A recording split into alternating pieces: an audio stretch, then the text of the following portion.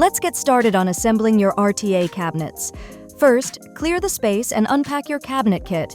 Make sure you have everything laid out neatly. Identify all the parts and hardware included in the kit.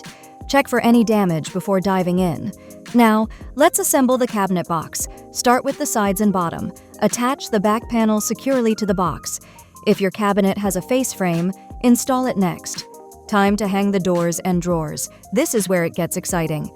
Attach the hinges and drawer slides carefully. Now, let's install the cabinets on the wall.